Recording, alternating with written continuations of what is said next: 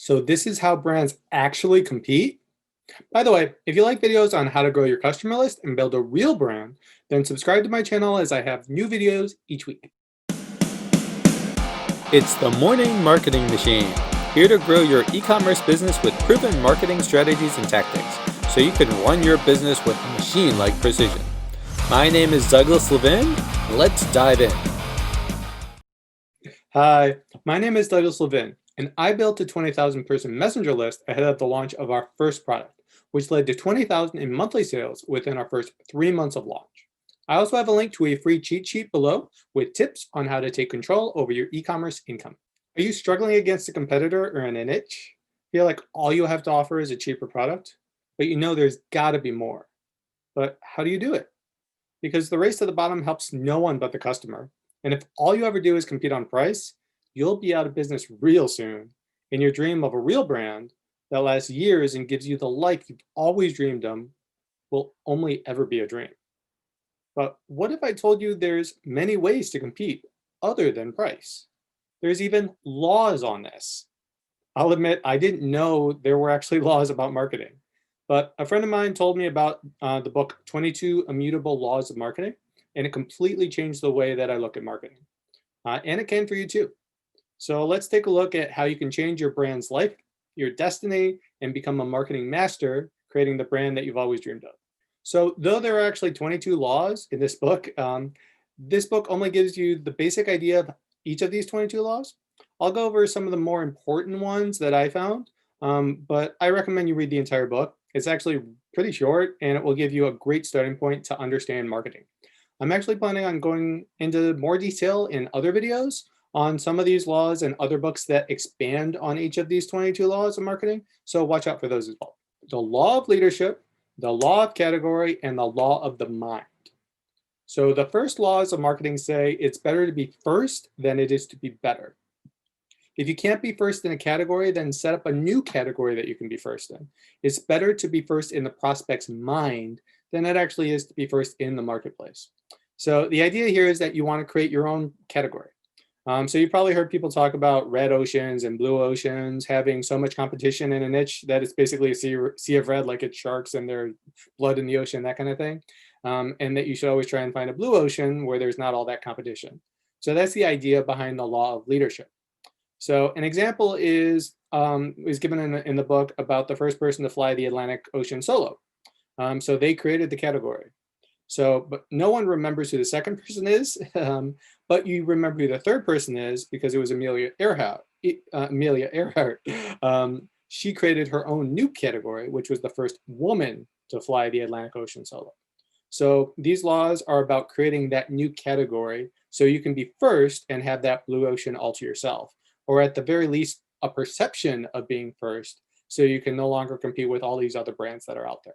The law of focus and the law of exclusivity. So the most powerful concept in marketing is owning a word in the prospect's mind. So what does this mean? So there are certain words related to your niche that immediately evoke a certain brand. So this book was written in the early 90s. So some of the brands in this book are no longer relevant or they're completely changed, but the thought behind it is still the same. You need to think of words in your niche that define it, that you can stick your brand behind. So some examples that they give in the book are thicker is for what you think of with Prego, overnight for FedEx, cavities for Crest, or chocolate bar for Hershey's. So once someone has this word, nobody else is going to have it. So Burger King actually tried this. They were going after McDonald's. I think it was faster, and they failed. Because McDonald's owned that word and they were trying to go after it and everyone just kept thinking about McDonald's. So think about your niche long and hard and your competitors and your brand. What words do people use? Who do they immediately think of? And in terms of this, is there one word that nobody has really gone after? This word will then be your entire focus. Oh, and if you're liking any of this, make sure to leave a like below. The law of ladder, the law of duality, and the law of the opposite have to do with competing with other brands in a category. If you know the slogan from Ace, "We try harder," that has to do with these laws. Avis knew it was number 2 in the market. So they didn't try and ignore it. They acknowledged it and even said it that we try harder and they end up getting sales out of it. The idea is you want to be realistic with yourself and your brand on where you are in the market. How many brands are you competing with? Are you number 3? Are you number 4? Because they're in the book, they say there are only 7 rungs on a ladder in terms of in a category, and eventually it's going to um, end up going down to 2. But you can compete in the short term as one of those 7 brands. Just understand that long term, this will not work. So they also look at going up against number 1 and how you can do that as well. So if you're number 2, this goes into the law of the opposite. If you're number 2 in the category, you want to look at the leader and what they do. And your goal is to basically do the opposite. So a great example that they talk about in the book is Coke versus Pepsi. So Pepsi is number 2, and they went with a marketing approach of being completely opposite. So they became the choice of a new generation because they were looking to go after the opposite of what Coke was going after. So they looked at Coke and it worked really well by doing this. The only reason why they ended up failing was that they decided to go away from this and it didn't work out so well. The law of line extension. So this is the most violated rule in marketing. And they talk about this a lot in the book as well. Brands doing billions will violate this rule and it really hurts them moving forward. So don't do this, even though you'll probably hear billion-dollar corporations and people telling you you should.